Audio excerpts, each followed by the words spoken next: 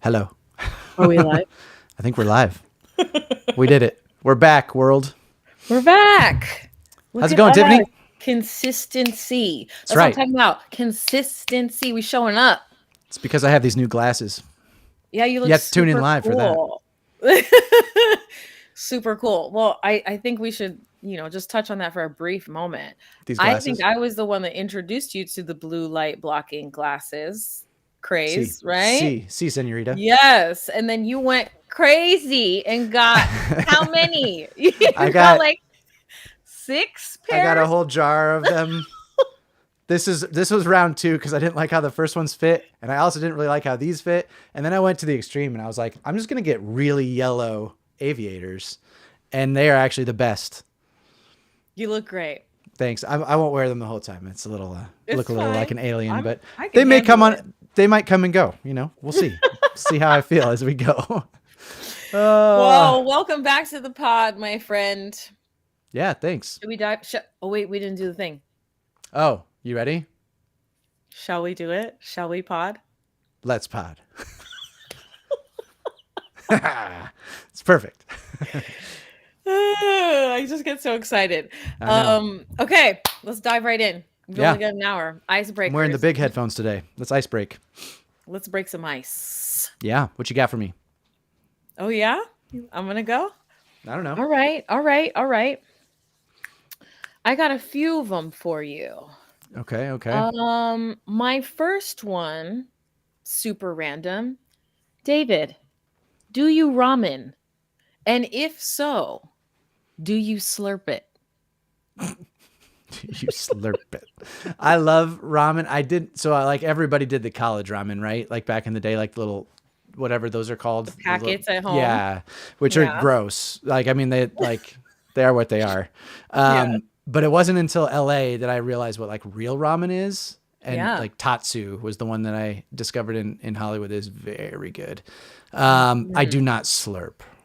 You don't? No, I try really hard. Like loud eating is unpleasant to me. So I try not to be one doing the unpleasantry to the world around me, if that makes sense. But within the ramen culture and community, you're supposed to slurp. I know. Like there's signs on the door, like slurping happens here. But I also love ramen, but I refuse to go get it because I can't sit and listen to y'all slurp your soup. I can't do it. I'm not going to do it. Yeah. I will order ramen takeout and I will enjoy my ramen at home because I am not a slurper, nor do I like to hear the slurping. This is a whole topic that we could talk about because I'm very interested in not the slurping, but what you said about going to pick up the food because you don't want to be in the restaurant. Because I think we have lived through this massive like gate change of like COVID and everything else. Like DoorDash was already a thing, but it wasn't like the thing. And then it became like, I don't have to go to a restaurant. I'm just going to get whatever I want. All restaurants do it. It used to be like, do they deliver? No. Right. And then like some of the DoorDashes did it, but now like you can get any restaurant food anytime, anywhere. And that has changed everything about eating. Drastically. I'm Crazy. Sure you had a drawer of takeout menus. Oh yeah. Back in the day. For sure. Absolutely. Get all the Chinese menus stuffed in your in your gate on the outside of your building. Right. And it's now all we have to do is just click, tap, click. Tap, tap, click, click, click. Food is at my door. Bam. Yep. I know. Get the alert on your Ring doorbell and keep going. I love that you're not a slurper, David. Yeah, we'd have a hard time as a friendship, I feel like, if that was the case. No lunches, no business lunches. No, or at least not no at soup. All. No soup for you. No soup for you. Okay, that was one of mine. Go. All right. This is a fast one. What speed do you listen to your podcasts at? Oh, normal. 1.0. You're a normie. I'm a normie because I'm mostly listening in the car when I'm driving to and from Palm Springs. And those are leisurely drives, so there's no reason for me to speed it up. But I would imagine you're a 1.5er. Yeah, I settled on 1.5. I was a 2-timeser for a long time. And wow. Audiobooks I always did it 2 times. And then I started to like, it's been more recent that I sort of was like, I'm talking a lot more for like stuff like this. And if you're so used to this being so fast, you sort of have to like remind yourself like, hey, hold on a second, take a breath. Cause I can do like Micro Machines speech to like, I've done like a lot of legal stuff with voiceover. So you have to like do the words really fast and then it's like, it's programmed. So I can just consume a whole lot more at 2 times or 1.5. Well, that's the way your brain works, David. I think a little bit. Constantly moving. It's like it makes me wonder if something's wrong with me, but there's nothing wrong with you at all. All right, you are appreciate you. A multi-hyphenate handling a lot yellow of glasses things. Wearing creative. Orange, maybe. They look really orange on here. They're yellow. They do. They're not yellow. I swear to you. Oh, okay. I'll have to look over the next time I come over. They do look pretty orange right now, but... Okay, I got another quick one. Let's go. Here's a free flight. Where are you going? Free flight. Where am I going? To Italy. Ooh. With like that, Allie and I have talked about doing that for our honeymoon. We haven't gotten to do it yet. So I think I would just be like, let's go. If it was a flight for 2. Okay. Do you have a specific part of Italy you want to go to? No. Okay. Great. I would trust that Allie would go deep dive, and she's in here. She's chatting. Look at that. We have a chatter that's not Kevin this week. Oh. His brain doesn't operate on normal speed. He listens to things so fast it would make any normie crazy. Thanks, dear. Love you too. We love a good spousal call out. That's funny. Yeah. Thanks for keeping it real, Allie. I watched Gladiator on the plane on the way home from Chicago too. So, Rome, we'll say Rome as a part of Italy. Yeah. Love that. Colosseum. They filled it with water in that movie. Very strange. I thought so too. Yeah. I liked the movie. Okay. But that was weird with the sharks and stuff. Like, come on now. I was like, where did the water come from? And where did the water go when it was done? Yeah. Yeah. How was it being held in there? It's ridiculous. Yeah. It's ridiculous. Hey, Kevin's back too. What's up, Kevin? We got 2 people in the chat. My God, it's popping today. If you are here for the live experience, we are having a party on the pod.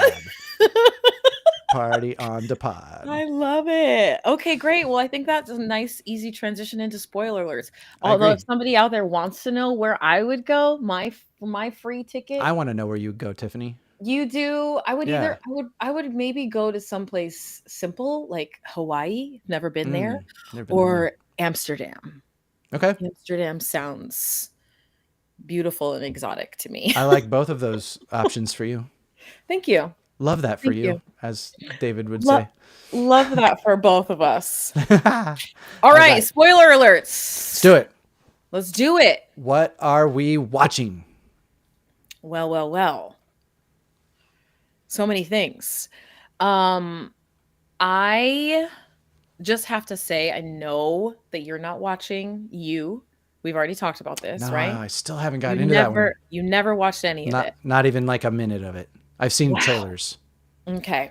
I finished the season or the series. They just released the last 10 episodes, and I watched all of them last week and this weekend. Yes. Such a good show. I loved everything about that show from start to finish. And that, my friends, for anybody that's out there that has watched it, is how you finish a motherfucking series. Is it gone? It's done. Done. We are done. So like series finale. Series finale. But they wrapped it up in a way that I was like, oh, I feel great. I feel good about this. I feel complete. I feel whole. And that's rare. I know. And that's why I wanted to at least acknowledge it. So that's not clear you haven't seen it, but I just wanted to make sure that I said that. I did watch the most recent episode of The Studio. Did you get to see it? Yes. Oh my God. That one probably made us laugh. I think maybe the Oneer was the biggest laughing episode, but this one was like it was like so necessary for where we are too. I felt like it was hilarious. It was hilarious. I think that this episode was so spot on to what actually goes down. And I just want to make sure that people that are watching this show as outsiders to the industry, I don't want you to think that that was a hyperbolized scenario. in any way, shape, or form. Like no. that is actually how easy it is to lose a job in Hollywood. Oh yeah. Right? Oh, like Duhamel. We're gonna take get Duhamel out of there. Well, and also just like the tiptoeing around, like which we like can represent a very specific way of talking about this too, coming from, you know, racially different profiles and everything too, is like that the tiptoe dance that they were all trying to do to be like the best version of not racist was like just brilliantly, terribly uncomfortable to watch, but also like so spot on in a lot of ways that it was, that was like, we had a good time watching that episode this week. That was good. Yeah. Super well done. Spot on. Yeah. Claps around for everybody. That was probably my favorite episode of the studio so far. Yeah, the Wonder was so outrageous, and like him falling on everything. Like that one had like so many like slapsticky moments and just the awe of doing it in a one. But this one was the best, I think, like just in terms of like every line we were like cracking up like the entire show. Yes. Yeah. Yes. And this show, like I said it before, but it is very like Meet the Parents in that like everything just continuously goes wrong. But I think it was more redeeming in this particular episode because it was like everybody was on the train of like trying to not stumble and fall. Yes. Instead of it just being Seth's character. So I think this is what really got me on board with this show. Sure. Ike is like, he's become, I think, my favorite character on the show. Ike Barinholtz. He's so funny, like so funny. And so like, he has like this cartoonish sort of just way he looks like he can't, and it's like, agreed. It makes me laugh without having to do much. It's like when Kenan Thompson comes on SNL, I like giggle. Like I literally like, he will show up in a skit and he has nothing to do, but he like kind of does that. Yeah. And I'm like, I immediately giggle. It's literally just like that little like look he makes. Anyway. He's been making that same face for like a decade. How long? Literally his whole life. Yeah. I don't know. Isn't he like 87? He's just like, he still looks 20. Like it's ridiculous. I know. The king of the baby respect, face. Kenan. Respect. Did you guys finish Dying for Sex? Oh yeah. We watched the whole thing.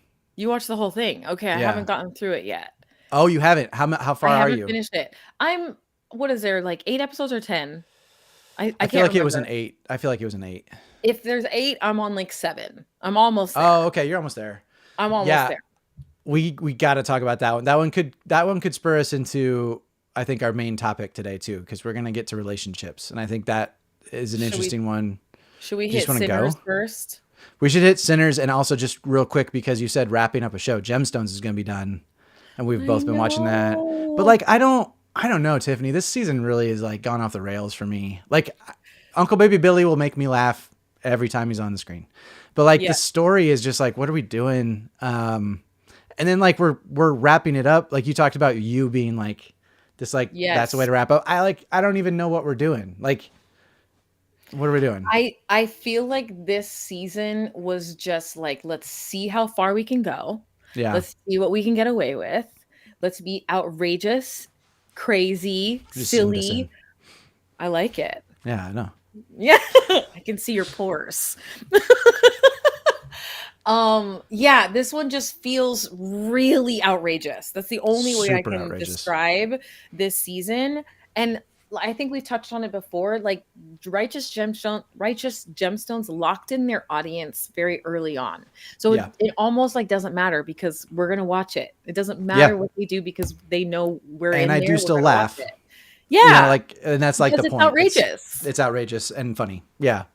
But I just like, when something's going, when you know, like the end is coming, there's just this like level of like, give me something to like wrap up. Like, I don't know where we're like, there's nothing to wrap up. Like, right. I think that the dad and the new love interest, John Goodman and Megan Mullally. Yeah. I think they're going to end up getting together. Yeah.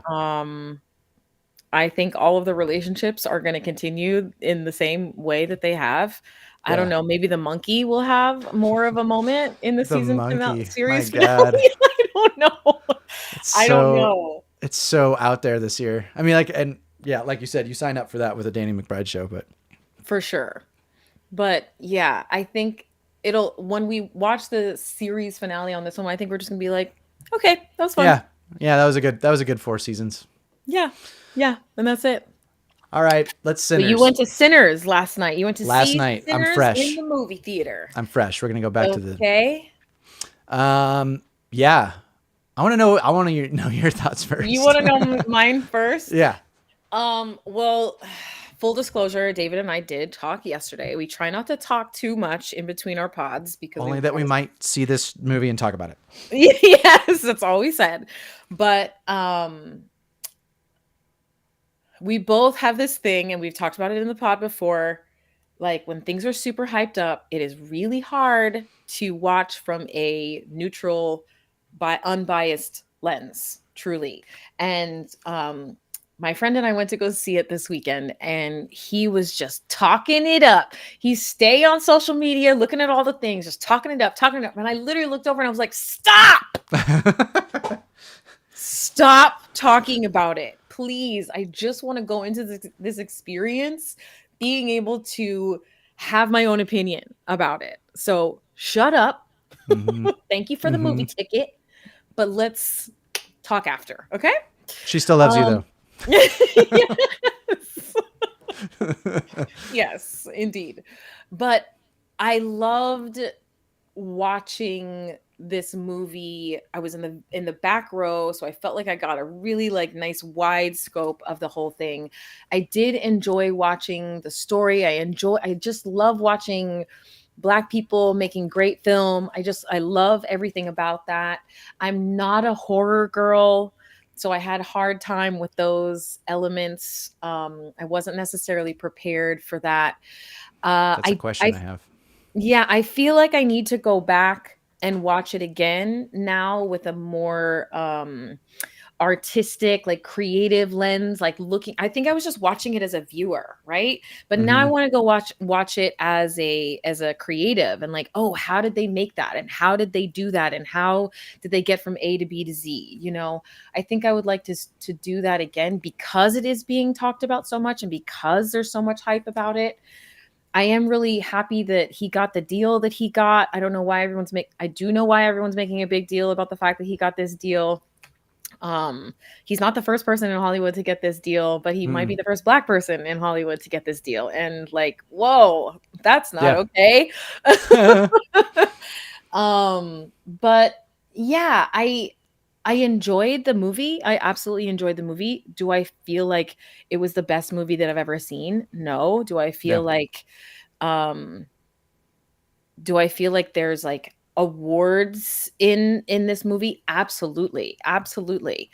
I don't know for which categories per se, but I don't know. I enjoyed the movie, but I didn't walk out of there being like, oh my God, that was so incredible. All right. And you set the table. All right, let me swap us. How do you feel? Yes. No, kind of same. So it was built up, but I didn't even really know it was horror. That was where I was like, I didn't even have that. Like I went with Allie and another one of our friends who's a makeup artist as well. And they had seen some of the makeup. So like they were aware more than I really tried hard to like, I was excited, base level, that there was a movie that people were talking about going to the theaters to see. And I'd like, anytime that there's that rush, I still love the theater experience. And I want it to come back so bad. And I know it's maybe wishing upon a fallen star, but like, I love the theater experience. So when there's like go see this one in the theaters, like Tom Cruise, I saw on Instagram was like, had his little ticket and in his little lifts. And he was like, go see this movie in the theaters. And I'm like, if Tom's getting excited, like, you know, that's cool. Cause like, I just, cinema is like, you know, you get all sorts of different things, and now we get so much of the same in a movie theater, and like you have to be sort of forced to go because it's like the big movie. And we have AMC stubs, so we go see as much as we can, but we hadn't been in a really long time, so it was exciting to just like in general have a movie. And I purposely was like, arm's distance everything. I don't want to know. I know it's supposed to be really good, and all I had heard was like, it's so original, it's so original, it's so original. And so when it was vampires, again, this is spoiler alert. I'm sorry, like if you're still going, I'm going to spoil it. But like the vampire element for me, I wasn't aware of it. And they were like, how did you not know? I'm like, I honestly just like really tried to not know what it was about.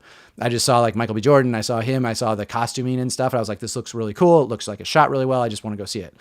And then when it was vampires, I was like, well, that's not like overly original necessarily, but it was done really well. And I thoroughly enjoyed it. You know what I mean? Like I think again, that buildup of like, it's the most original. It's the, like you gotta see it in a theater. Like all of that kind of stuff was probably a little overblown, but I had a great time going to the movies with my people. And like, I love it. I ate like a whole freaking bag of nerd gummies because God damn, they're addictive.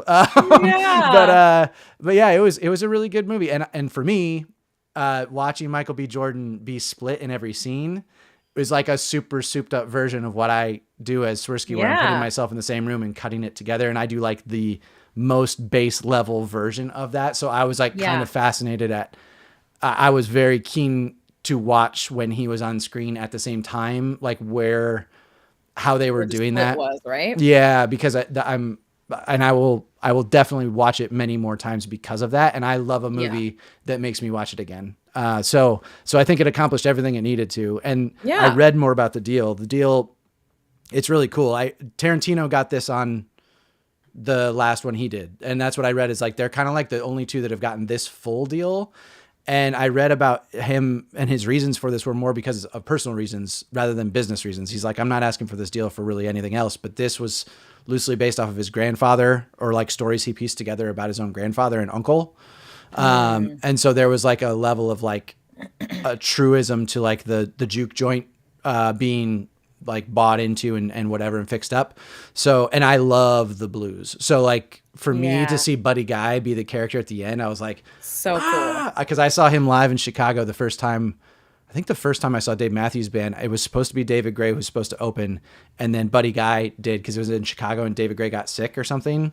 And at the time I was like a teenager. We had gone over from high school. We drove to Chicago from Iowa and didn't know who he was. And he like melted everybody's face. Like he is one of the greatest entertainers I've ever watched on stage ever. And I was like so caught off guard by him being there because I was excited to see David Gray. And then this like blues legend who I didn't really know was such a blues legend just like puts on the performance of a lifetime. And then Dave after that, who's like one of my favorite artists also, like, so seeing Buddy Guy was really cool at the end, and the music was awesome. Yeah, music was awesome for sure. I'm gonna be playing some of that music in my fitness classes. I bet you are. 100%. Bet you are.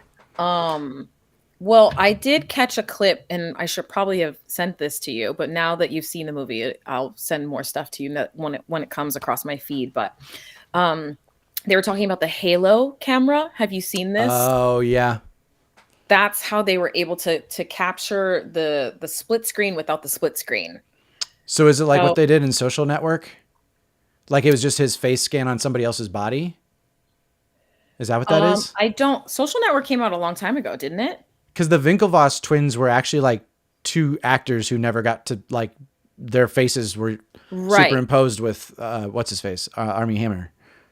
Well, yes, there was a stand-in for Michael B. Jordan, but he would do the entire scene with this Halo camera. So there was cameras on every single in a circle. There was a camera like at every like point, every like 5 inches or something. Yeah, I'll send you the clip. But this is the new technology, brand new technology that has come out in order to be able to do something like this without having to do the split screen. Okay. Yeah. So lots of really like technological advancements happened in this movie, which I think is what also sets it apart. The moment that they put the two brothers that Michael was playing on camera right at the beginning, right? The shot where he's handing the cigarette to his brother. You know what I'm saying? Look, we have a chat going on. I'm putting it on the screen. Look at how technologically advanced we're getting. It. Yes, party in the pod. Yes, that moment where he was passing the cigarette was like the most substantial moment in the film because it like separated these two characters as two different people, right? So now you really are able to like digest and believe that Michael B. Jordan is two different people. Yeah. And a lot of that was because of that technology that they incorporated, the brand new camera. That's cool. So, okay. Send it to me. Yeah. I was super excited to see. Well, and like the acting stuff, the subtlety that Michael B. Jordan used between the two was like enough to like separate them as like two very different people. But like I was impressed by that. It was really cool. Yeah. He says the music was incredible, but the montage music scene where they're mixed. Yeah, I agree. That the scene where they were like, they threw in an electric guitar with like the juke joint, like blues stuff. And then it was like hip hop DJ kind of stuff. Like that was super cool. That scene was stood out for sure. Ryan Coogler's a cool guy. Yeah. His story is really crazy. His name. I know. His name is very Coogler. It is. Yeah. Cool. Well, I'm glad that you got to see it. Yeah, me too. And I can't wait to hear what the rest of the people one bone to pick though in getting to see it. So like there have been multiple movies. We were talking about it yesterday. Like the theatrical window is now very frustratingly short to me because like it used to be like, you know, the movie would be out and you'd have like a month at least to like have your time to like gather your people and like find the right night to go see it. And now it's like, if you don't go see it, because we also really are spoiled by the good screens. Like I really like Prime and then the Dolby Digital and even the IMAX. Like IMAX kind of sucks because they don't have recliners, but like the other ones are like a really comfortable and amazing audio visual experience. So we try to see everything in those theaters if we can. And if you don't hit it like opening weekend now, you're shit out of luck. And that's like really, I feel like for them to fix the theater going experience, like that almost has to like reverse itself. I don't know. Small bone to pick. Well, it's hard because there's some people there's like, I don't need to do that. I don't need to go to the theater anymore. Everything will eventually come to me. Yeah. So people, and there's so much content to watch. Like so much. David, we're never going to get through all of it. You know what I mean? So it's like they have to appease the people that are still just watching it from home and the people that want to go to the theater. But I know it's costly in all of the ways. So finding that perfect balance, it's a task that I wouldn't wish upon anybody. There's some stuff coming up though that I'm excited. I love the Mission Impossible movies for better or worse. And I'm excited for that one. One last time. Until the next time. Right. That's what it is. Like the share, what is it called? Retirement. You know how she retired like 4 times? Oh yeah, totally. Mm-hmm. Yeah. Mm-hmm. We'll see. This isn't the end of Tom Cruise. We know that. I don't think so. I don't think he's going anywhere. He's going to live forever. All right. So let's go back to Dying for Sex. And then we can't touch on all of it because you haven't seen the end, I guess. But like we can't, and I apologize for that. But I had to watch you. I had to watch it. That's what took over my feed. I don't begrudge you this. So how do you like it? I do like it. I feel like the most interesting and accurate part for that hit home for me, what I would say is this woman is now on this like exploration in her 40s, a sexual revolution, if you will. And it all started because not only did she get sick, but her husband is now not able to touch her or be intimate with her in any of the ways because all he sees is her sickness. Mm-hmm. And like the fact that has been removed from their marriage and their relationship altogether, which sends her on this revolution of exploration, is really like where they got me. That's mm-hmm. how I latched on to the show. I had a relationship. I had a partner that he fell in love with my energy and my joy. Who wouldn't? David. Thank you so much. You're so welcome. But when I wasn't able to be that 100% of the time, he was not able to be there for me in those intimate ways. Because he was not like that part of me wasn't attractive to him. And and obviously we didn't end up staying together. Yeah. We were not a good pairing, but you know, they say if you can't love me at my worst, then you don't deserve me at my best. Sure. Right? And this show really hit home for me on that topic specifically because he doesn't deserve to spend the last little bit of time that this woman has in her life. He doesn't deserve to spend that with her if he can't be there for her in all of the ways. So I thought that was a really interesting way to just like start the show and start this journey. This is exactly why we need to talk about this show, and it's going to lead into relationships. Because my biggest issue with the show was the opening of like, I guess like I couldn't comprehend, because it goes so quickly, how we got from like right in the moment, like it's like she runs away from him kind of quickly, right? Like she leaves the relationship, and then he kind of just goes, okay, bye. Here's her file to her friend, and sort of like lets it go. And to me, that was the hardest part for me to buy into, was the opening piece of like how the relationship fizzled, which like you clearly felt in your bones way more than I did. And like Allie was the same way. And that's why she was like, you guys have to talk about the show. Cause like, cause this is, when I watched it, I was like, I think this is a show very much geared towards females. And I don't think there's anything wrong with that. I think that it's like clear to me that that's what the show is geared towards, a female perspective of like the worst possible news that you could ever get. And then like literally a ticking clock on the rest of your days, and like you're not happy, so what do you do? Like it all makes perfect sense to me, but I still had such a hard time being like that was just like so quickly bam bam bam gone, and then she's on this journey really quick, which is the show. And I appreciate that like you also had to like get there, right? Like I mean the show had to be about her exploration. It wasn't about them breaking up, right? But that was my hardest part in the beginning, was like, I couldn't get into it for the first couple episodes. And then it like, the performances are insane. So if you haven't watched this show, obviously don't keep listening because we'll probably spoil it. But like Michelle Williams is fantastic. The friend is like steals the show. I don't remember her. So good. What's her name? I don't remember her character's name or her real name either. Yeah. Right. But she's great. Like she's on her own journey, which is another beautiful B story to follow. But I think another reason why you may not have been able to jump and dive right into this, David, is because that's not who you are. If you were the husband in that situation, like that's not how you would have approached that at all. Not even close. Yeah. So I feel like that's why you're like, what the fuck is going on here? Yeah. Which makes complete sense.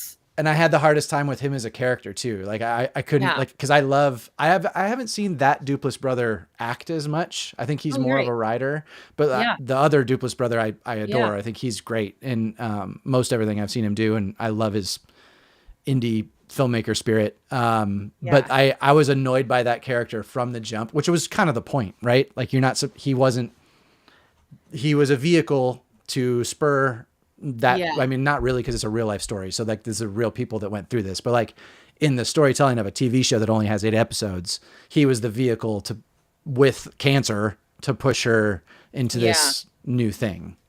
So like, I got it. He annoyed the hell out of me. Yeah, no. And I get that. Slap him. He's totally like a bystander in my take on this whole show. And that's probably how it was meant to be. Yeah. I am looking forward to seeing how they wrap this one up. I'm not sure if this is a limited series or if this is something that they're trying to continue. I mean, you know how it's going to wrap up, don't you? That's like, she gonna die? Like, all I said to Allie was like, this is going to be awful to watch, don't you? Like, this is going to be terrible, and it's terrible to watch. I mean, like, it's okay. I mean, like it's really well done, but I mean, it's hard to watch, man. Okay. Just that's prep what yourself. They were saying about adolescence as well. So. Yeah, but I don't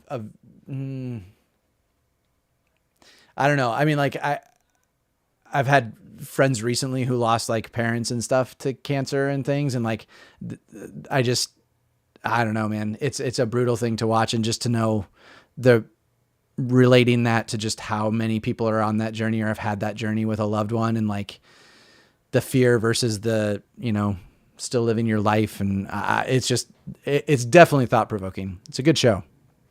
Okay, good. I'm going to finish it this weekend. I don't know if we'll bring it back into the pod, but I'm glad that I'm glad that you guys got me to press play on it, because I wasn't sure that I was going to. The billboard was not enough for me to be like, oh, I really want to see that. Same. I would never have done it had she not been like, oh, we should watch this. I've heard I don't remember if she had like heard from a friend that they had watched it and was like, oh, it's really good. But it's good, which I think, does that propel us into talking about relationships a little bit? I think so. I like that. All right, cool. back us out. Talk about the relationships. Do you want to flip sides? Let's flip sides. Let's flip sides. Change it up a little bit. Not uncomfortable talking about this stuff at all. So this has been on our list, dear listeners and viewers, for a minute, that we come from very different perspectives on this, even though we have a lot of similar, I think, like, there's a lot of similarities with you and I. However, there are also a lot of things that make us very, very different. One being that I'm married and you are not married. You are single. Very single. And have been single for a minute, like off and on, right? In your adult life, right? Oh, yeah. What's the longest relationship you've had in the last, like, 10 years? In the last 10 years? So what is that? Sure. 2015? That was an arbitrary number, but I feel like it's a good place to start. There hasn't been a lot of relationships in the last 10 years. The longest one that I was in was 2 years. But it was like, it kind of died like 6 months in, but we just kind of tried, like, at this point in the game, at this point in life, you want to make sure that you've exhausted all of your resources and, like, tried every avenue to, like, make something work, because as we're, growing up and trying out relationships in our younger years, it's like you hear this thing like relationships are work. Mm-hmm. Relationships are work, and you have to put in the work in order to make them work. Yeah. So, I think that we both knew very early on in the relationship that it was not right, but we were both like, had been single for such a long time, and we were both like really in need of like companionship. The pandemic happened in the midst of our relationship, and so I think that there was probably an element of like kind of feeling stuck. We're talking about that.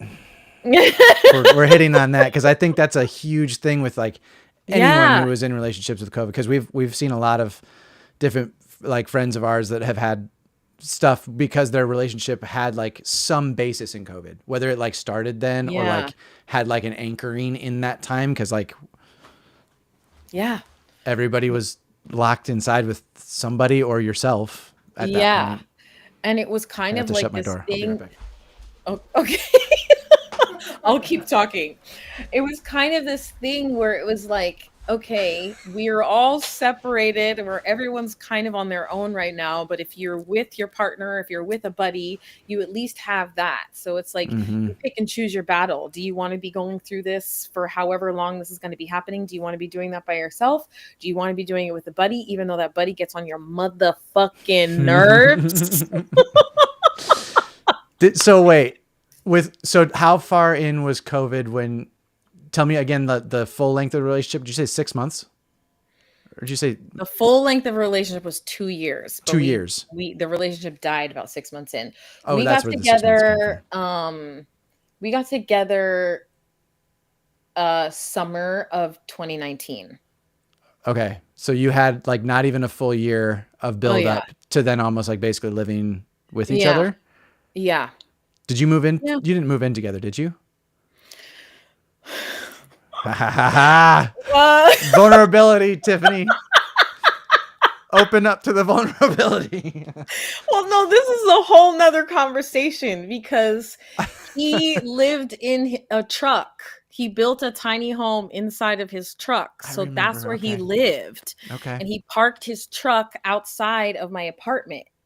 Okay. So it was like kind of living together, but kind of not. We would spend the night in the truck some nights. We would spend the night in my little apartment some nights. So it was like kind of living. Go to your room. You go outside and you think about what you've done. Yeah. Oh man, that's funny. Like, for the whole through the whole thing, he parked outside your place? His truck was parked out, for months. Oh man, that made me like cry laugh. I like that. I don't think he moved it for literal months. Yeah. Man, okay. I truly think that people who fell into a like co-living situation in COVID relatively quickly, like that didn't have a lot of relationship like build up prior to that, because I mean, it tested everybody's relationship. Like even us, like we get along great and could basically spend most every day, like in the same room. Like it just, Yeah. we're kind of like sort of best friends on top of it. But even that, like you get tired of each other, or you just get tired of being in one space. Like hers was like just going stir crazy within like the confines of like having to be inside. Whereas like I thrive indoors. I'm an indoor plant. Like I can like really entertain myself. Plant. I'm a plant dad. I like plants. Good. But yeah, like I can, you know, I'm surrounded by all sorts of things I can make music with. I ended up writing a TV show. Like COVID was great for me. Yeah. COVID, because I had that part. Yeah. That part was safe. Like I didn't ever, it was very different. Like I wasn't anchoring in because of the world was scary. It was like I already had that anchor with my relationship, and COVID just added like a weird extra element of like, well, I guess this is like what we do now. Like we wake up, I make us breakfast, and we play chess. We played like a lot of chess. And she'd get really mad, and I would get really mad when I would lose. I'm a terrible loser. But that was like the hardest test we had, were days where I was mad that I lost at chess, I think. But like, I don't know, you have that. That's okay. That's doable. Yeah. But then like for you, like you have that lock in with a person that you know, but you don't know like the depth really. And then the world opens up, and then what happens? Fall apart? Oh, he cheated on me during COVID. Oh, well. Yeah, he cheated on me during COVID, and I was like, wait, but like we're not even supposed to be touching like that's doorknobs. There's so many levels to that. Damn. You know what I mean? Like, what do you mean? You did things with someone. Wait, what? So then man. It transitioned into couples therapy. And like when you have to start couples therapy and you're not even a year into your relationship, like that is a huge sign. Wow. You know? Yeah. It was, but again, going back to where I started, I wanted to exhaust all the resources. I wanted to make sure that we did everything that we possibly could to find out that this is not going to work. You know? Whose idea was therapy? It was my therapist, my personal therapist. Okay. I took this conversation to her, and she was like, well, why don't you try this? And I said, okay, I will try this, because I have been cheated on with every relationship that I've been in. Oh my God. Yeah. So the thing about this particular relationship is, on our very first date, I told him, like, I've been cheated on by every relationship that I've been in, which is like 3 prior to this one. And I don't think that I can personally handle it anymore, because it takes so much to heal from something like that. It's the worst pain. I wouldn't want to wish that upon anybody. Maybe not the worst pain, but it's up there. I mean, yeah. So I said, if it ever comes to that, this is on our first date, David. If it ever comes to you feeling like you need to cheat on me, can you at least give me the courtesy, do me the decency of having the conversation with me first? I've already experienced what it feels like to be cheated on. So I'm already like equipped with with what I need to have this conversation with you. But please, before it gets to that, just talk to me about it, because I might even give you a pass. I've been cheated on so many times. I might be like, go get what you need. If I'm not being able to give it to you, if I'm not in the right headspace, whatever, to be able to give you what you need, go get it. But come back to me. I might be able to do that. I might, but you didn't even give me the opportunity to try or have the conversation. Damn.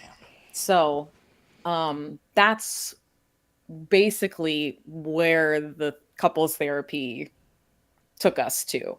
And eventually it all just ended. Yeah. So 2021. So we made it through, you know, did make it through a year. Significant amount of like lockdown and like transitioning back up into the world, but it wasn't great. We were friends. Allie said, in his van? I assume that means about cheating on you. And the question is, in his van? Maybe. I don't know. I didn't get the details on that one, Al. I'm gonna have to assume that's very possible. It's very possible. Creepy. Damn, right? Tiffany, I'm sorry. That is okay. I mean, so I have this like on some level fascination with what it has to be like to be single right now with, I think apps in general, have created this again, like we sort of talked about it way back with some of the shows of like, just the ability to like know you can open your phone and see options and like instant options. I don't know how that doesn't mess with people's psychology in terms of like approaching a monogamistic relationship or like actually approaching like a relationship you want to lock down in when like you are trained, if you've been doing things on apps for a minute, that like there are ready and waiting options for you at any moment. It's like a Uber. Like you could go call your Uber. You can basically call your hookup, or you could call your date, or whatever you want to think of it as. But like to me, I was never on them. Thankfully, like I've never had a profile on one. So I don't, it's like this kind of fascinating, like peeking from behind the curtain to be like, what the hell is that like? Cause that's gotta be just, I know that there are ones that protect women more from horrible dudes, and man, guys, just be better in general. That sucks. They only protect them so far. Like once you're engaged with a human, like the app can no longer protect you.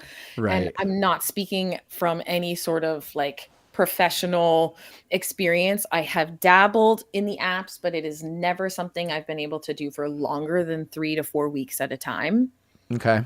It is definitely not the way I feel like I'm going to find my partner. Right. I don't think people have though. They absolutely, and I know some of these people. I know very successful relationships that have come from Bumble and from Hinge. I'm not poo-pooing it at all. It hasn't worked for me. I also feel like I present better in person, which is probably affecting my audition life as well. But that's real. Yeah. It's different being in a room with somebody than it is like putting yourself on a camera and presenting a thing. It's very different. The way that people talk about Instagram now and how it's like this really specific space in the social media world where everything is very much like polished and presented in the most pristine, like this is my life and look at how wonderful and look at how glamorous it is and look at all these things, right? Come with me while I go on vacation. Come with me while I sit on this couch and watch TV, because that's mostly what I'm doing. But yes, the way that people are presenting themselves in the Instagram space is, I feel, the only way now in this current climate of dating to present yourself in these apps. And, you know, if it's not this hyperbolized, glamorized presentation, then it's not going to necessarily get the attraction or the draw that one would like. And the take for me right now, where I'm at in my life, I'm a 44-year-old woman. So I'm looking at a range of men from, let's say, 40 to 50. Oh, David. Oh, no. That age range on the app is like, what happened to you? Oh no. You know, there's a lot of, I mean, I haven't been on there in a long, long time, but the last time that I did do it, it's like this particular age range is like really beat up. They're all divorced. Our whole age range is beat up, man. Yes. We've lived through some shit. We have seen some shit. And and I know our parents say they did, but we have too, damn it. Like we have gone through some shit. Yes. We all have. And the people that are presenting themselves on these apps are like, it's like they're tired. They're tired, and I get it. They have a lot of fucking responsibilities and a lot of bills and a lot of things that they have to manage and maintain. And so making room for somebody else or some other thing in their already very full, exhausting life feels like work. It feels like work, not the kind of work that is required to make a relationship work. It just feels like it just feels very exhausting. And that's why I don't go outside. That's why This is Understood. why I am still single. This is why I'm struggling in this department. I feel like this is a very difficult age range, and Yeah. it's represented in television and reality shows, like the dating shows that you see, the very popular dating shows that you see online. They're focusing on 20 and 30 somethings. Yeah. And now they've skipped over and they're focusing on the Goldens, the Golden Yep. Bachelor, the Golden Bachelorettes. It's so cute to watch people in their 60s and 70s find love again. It's so cute. And then it's so like tragic to watch these 20 somethings that don't know who the fuck they are trying and navigate love for the first time. Oh my gosh, I'm going to be with this man forever. You know what I mean? Like, I've it's never like, felt anything like this before. right. Yeah. That's what makes good television. But what Sure. about this gap in the middle? Yeah. What about the 40 to 55, 58-year-olds? Like, what about those people? They don't ever show that on these reality shows, these dating shows. For better or worse, I'm not gonna throw anybody's name under the bus because I don't know who's listening and who's not. But like in just my small window of life, I have a friend who's going through a divorce who's my age, another one who's going through a potential breakup that is, like at our age. Like I feel like, and those may be born of like COVID making like cracks in a foundation worse, kind of a thing. Sure. But there's like, I know a lot of people in our age range just in my small circle that have like had that same thing, that like suddenly you're like either single again or you're kind of back into this world. And this is it's a weird time. And it's a weird time because of technology. It's a weird time because of how beat up I do feel like our age range is. Like, I'm tired of living through the stuff that only is supposed to happen once in a lifetime. Would really like for that to to turn itself around. And like maybe I always think of the thing where they're like, the people that are just like dancing around because they bought their house for raspberries in 1971. Like I just I know that they saw some stuff too, but like our generation it's a very interesting thing. I think this topic will touch on a lot of different things for a lot of different people because everybody's going through this journey. And even like people that are that are married, like not everybody's marriage is perfect either, Yeah. And I know people in the same boat that have been married for a minute and like are have gone through the ups and downs of that and have done the therapy thing. And like it's relationships has a lot of stuff to mine. And I have a lot of questions for you. It's interesting. It's an interesting space to be in, but there's like the other piece that people don't necessarily talk about in terms of relation is friendships and like the friendships that had shifted and changed as I've gotten older and deeper into my 40s and COVID, the pandemic actually changed a lot of relationships for a lot of people. And I think that, moving through life as a single woman in my 40s, I have also noticed my circle of friends getting smaller and smaller and smaller and smaller as well. Yeah. I think that to even tie back that with dying for sex, I know, like speaking for Allie, she has this really tight group of female friends that like they went through some stuff in their 30s kind of together and all had this sort of similar coming together of friendship. And ever since that, like that group will stay together forever because they're just like those friends. And I think seeing that relationship with the friend and the friend, like for her felt like a totally different thing than it did for me. Because I can't think of a guy who would have done the same thing in that show as the friend did for a guy. It's just different. But at the same time, like I've always been able to survive off a pretty tight knit circle of friends. Like I don't really need more. And I know she, like in LA, never quite found that same connection of friendship too in here. Cause I think our city's tough. It is. It's spread out. If you don't live close, it's hard. I mean, it just is. And like, even if you do live fairly close, like people make excuses for how far something is here a lot. So I think, and I think, our age too, like where we are, like I feel that same thing. It's like that friend circle tightens down more than it's like, ballooning out. So I don't know. Yeah. I mean, I'm sure you've heard that saying, people come into your life for a reason, a season, or a lifetime. Right. And I think the way that I grew up, I just wanted everybody to like me, and I wanted to like everybody, that Same. people-pleasing mentality that you and I have connected on quite a bit. Mm-hmm. And I just assumed, like, once you connected with somebody, even romantically or in a friendship, whatever it was, like, once you connected with somebody in like some deep spiritual, emotional way, oh, that means you're a forever. You're going to be Yeah. here forever, right? And it's shocking to me. It's so shocking to my system when the forevers reveal themselves to be seasonal. Oh man, we got so much to talk about with this. I have I so many know. questions because, I like, know. We're what's just cracking the crazy. surface. So my most recent version of this, and I know we're gonna wrap this up within 5 minutes, but like my button on this for my angle is, I do think male friendship and female friendship is something that we will have to dive into a lot, because Yes. for me, when we got married, I had the guys like in my life, like, that have meant a lot were able to make it.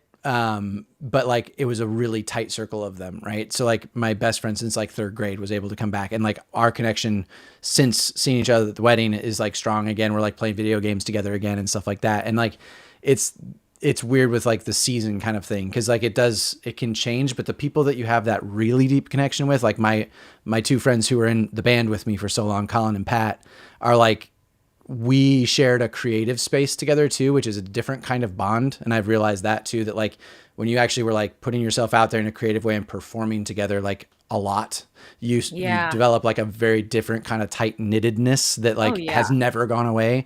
So with those two guys, like, we could not talk for a long time, and then we get together and it will feel just like it was before. But there are other friends that, you know, it like exists in a point, and then later it's like goes through like its downward trend for a little bit, but they can still like come back if they're those real glue people. And I never like count people out. And I'm curious, because like some people though, like when you're done with a relationship, like they're like done, and it's like moved on. Well, I mean, what you haven't experienced too deeply about me, David, is I am a triple Scorpio. And I don't know exactly what that means, but it's a lot of fire, it's a lot of heat, it's a lot of energy, it's a lot of emotion. Okay. All right. Yeah, so it's harder for me to leave room and space for people once they've vacated. But I am always open to the possibility, but it'll very unlikely be me being the one trying to the outreach. Yeah. Huh. Yeah. All right. Man, there is some stuff to mine here, my friend. Oh, for sure. We've cracked this open. This is a whole nother segment of the pod that we love and enjoy. But to wrap it up for the day. Yeah. Tell me something good, David. You want me to go first? I do. I know you got a lot of good stuff. Well, I'll go with like the most in the moment present. I just got back from Chicago. So did a big Swirsky weekend with the draft, and got to do a talk show with, like, I had no idea in doing the talk show that Kamau Bell and Mark Curry were going to be on the talk show too.